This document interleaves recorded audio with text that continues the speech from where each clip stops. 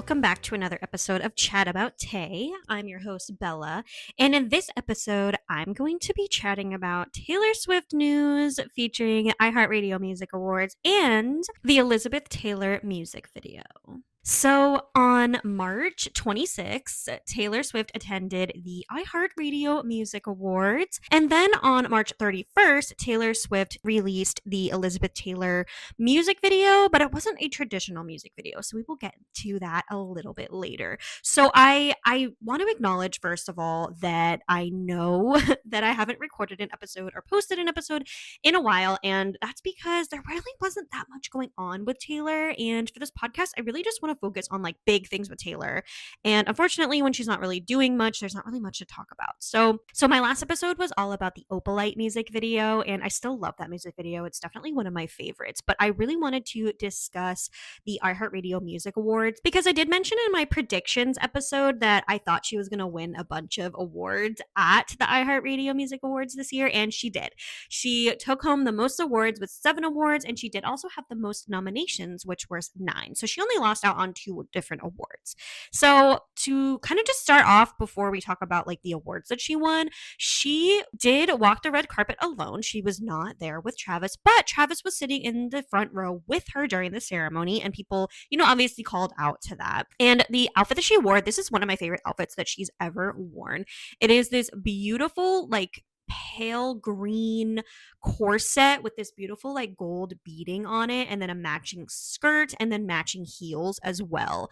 And her hair was just in a half updo. She had these beautiful earrings on, and she just looks so elegant but so like dainty at the same time. And this is just, like I just said, this is one of my favorite outfits that she's worn, and people were saying that it's giving like debut vibes, and I definitely see that. But I also see the life of a showgirl because it is a pale green. It's sort of like that debut green from her album, but it's also green, which goes with the life of a showgirl. And then the gold beading is also very showgirl vibes. And then it's a corset. So I understand what people are saying with like the debut vibes, but I think it is also giving very much life of a showgirl. So yeah, she just looks so beautiful. Her hair looks so pretty. She had this really soft makeup on, and I think she just looked really beautiful. So the 9 nominations that Taylor received for this year at the iHeartRadio Music Awards were Life of a Showgirl, so Pop Album of the Year, Album of the Year. She also was nominated for Artist of the Year, Pop Artist of the Year, and then for Fate of Ophelia,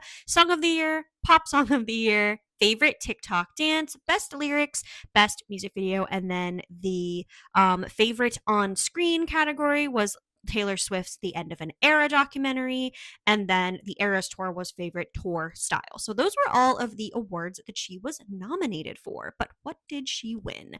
So she missed out on only a couple of these awards. So she won for Life of a Showgirl, so Pop Album of the Year won.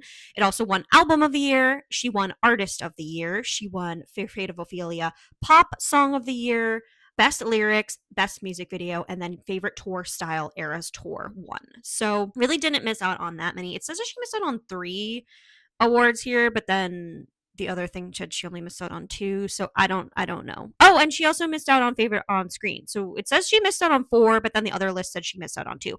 I don't know. I think maybe some of these weren't like televised, so maybe TikTok Dance and On Screen, those weren't like televised ones, so maybe that's where those are coming in. But she did win so many of these. So for the ones that she did lose out on, I just want to mention like who won. So Song of the Year, Ordinary by Alex Warren beat her for Fate of Ophelia, and then Pop Artist of the Year was Sabrina Carpenter. Oh yes, and then my theory was correct. So the socially voted categories were Best Lyrics, so Fate of Ophelia won for that. Best Music Video, Fate of Ophelia as well. And then Favorite TikTok Dance was Mona Lisa by J-Hope, so she missed out on that one.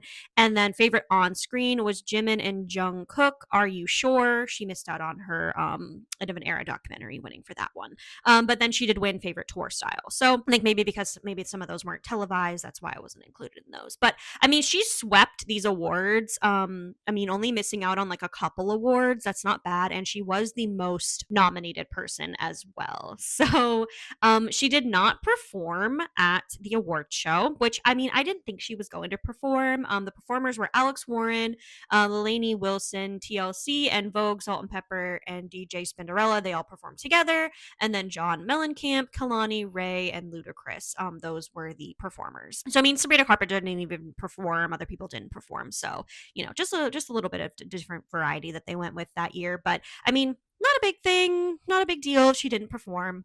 So then during the performance by Ray, Where Is My Husband? That's her song. Taylor Swift was in the front row, right in front of where she was performing. And when Ray said, Where's My Husband? Like in the song, she was like pointing to Travis, like Taylor was pointing to Travis. And they were like singing and dancing together. And I just thought that was like a really cute moment. And that song is all about like, where's my husband? He's taken so long to find me kind of thing. And then she was singing that like with Travis, which I just thought was a really cute moment. And it was just like a really cool ceremony. And then when she accepted the award for Album of the Year, she just specifically shouted out Travis in her speech. She said, I think that this album probably also feels very happy and confident and free because that's the way I get to feel every single day of my life because of my fiance who's here tonight. And then they were saying like I love you to each other from the stage. And there's just a bunch of pictures of them. They just look so sweet. Yeah, she just talked about in her speeches how, she's just really happy and that this album was meant so much to her, and that, she wants people to nurture their own hobbies and their creativity, and that she's just really grateful to the fans for letting everybody let her do this, and this is just such a joy of her life. And then some other quotes from her speeches was, I love being an artist, I love writing songs more than anything in the world, and I don't think I was an artist when I first started doing it. It was a hobby, and then it was my favorite hobby. And then it was what I would like rush home from school to do. And I can't wait to get back to my guitar in my room and write songs. Then she goes on to say, I'm looking out into this crowd and I'm seeing so many ambitious, cool, smart, awesome people who have dreams. We live in this world where there's so much immediate feedback constantly. You get feedback for everything you share with the world now. Everything you post, you get feedback, whether it's good or bad. I just want to say that if I have one hope for you, I would say that I hope that you get to nurture your hobby, your passion, just between you and the craft. Give yourself more time, give yourself time to make mistakes and time to hone on your craft. I'm a firm believer that anything you feed into your mind will internalize. Anything you feed the internet will attempt to kill you. And I don't want that for your dreams. So thank you for allowing me to turn my hobby into a love, into a passion, into a dream, into a career. And thank you for allowing me to have it this long. And I wish you the best with everything you do. So just a lovely, powerful speech that she gave. She gave a bunch of different speeches. Obviously, she won a lot of awards. And, I think every time she gives a speech, it's really inspiring. And people trust her and people look up to her. So I think that was just a really amazing thing. So yeah, she totally swept away with the iHeartRadio Music Awards. Totally, thought she was going to do that. And even during the ceremony, Miley Cyrus was honored with the iHeartRadio Innovator Award, and Taylor was like cheering her on in the crowd and everything. Because I think a lot of people think that they still have beef, which is like, it was so long ago. Like there's nothing with them anymore. But yeah, she was cheering her on. So I just wanted to cover that. So moving on to the Elizabeth Taylor music video. So this was released on March 31st, and now it's also on like YouTube, I believe. And so basically this was not a traditional music video. So I think a lot of people were disappointed, but I really liked this. I thought this was cool. It's basically just like a montage of all these different films that Elizabeth Taylor was in, and it's just really cool. And it was released on Apple Music and Spotify, like I said, on March 31st. And it was to coincide with the end of Women's History Month. And then, yes, it is on YouTube as well.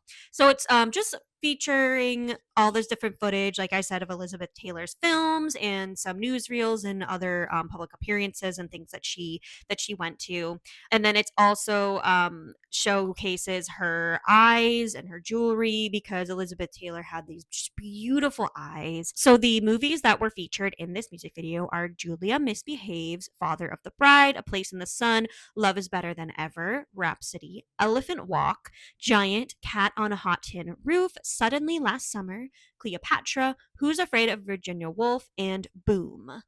So those are all of the different films, and those were films throughout 20 years from 1948 through 1968. So I don't know if the 20 means anything. Could just be random.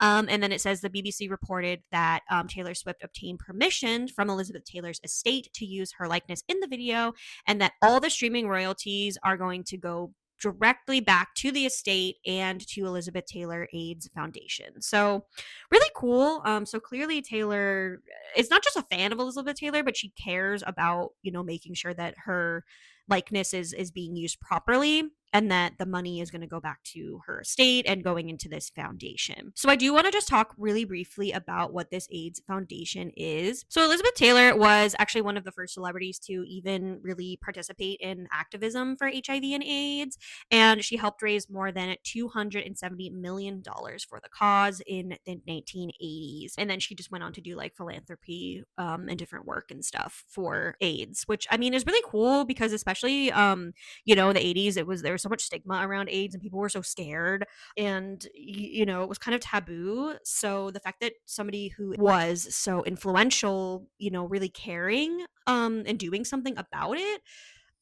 meant a lot to people back then. And then the fact that this foundation is still going on today is really amazing. And then she actually organized and hosted the first AIDS fundraiser in 1984 as well. And then in 1985, her and Michael Gottlieb founded the National AIDS Research Foundation after one of her friends announced that he was dying from the disease as well. So it wasn't just something that she cared about; it was something that was directly affecting people that she loved.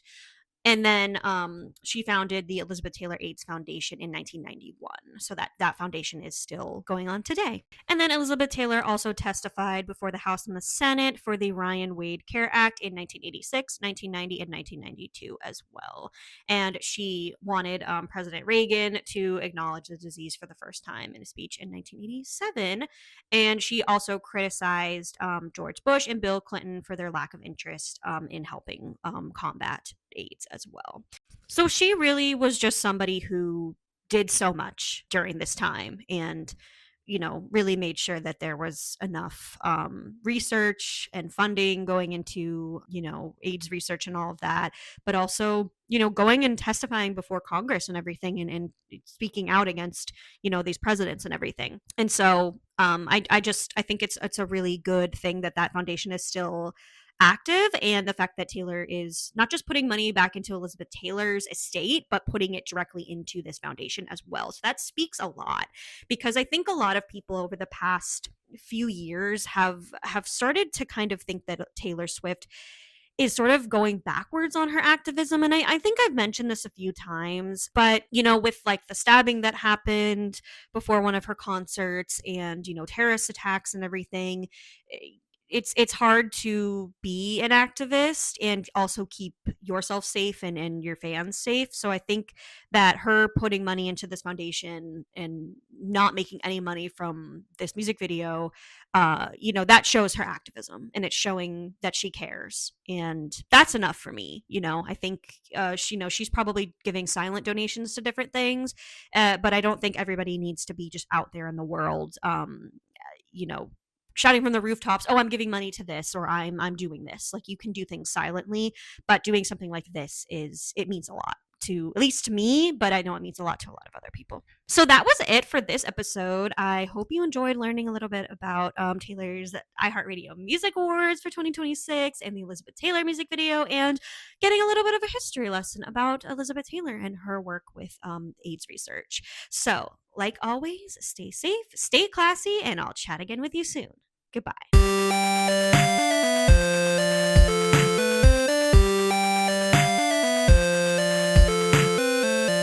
If you enjoyed this episode, you can find us on Spotify, Good Pods, Apple Podcasts, and YouTube. See you there.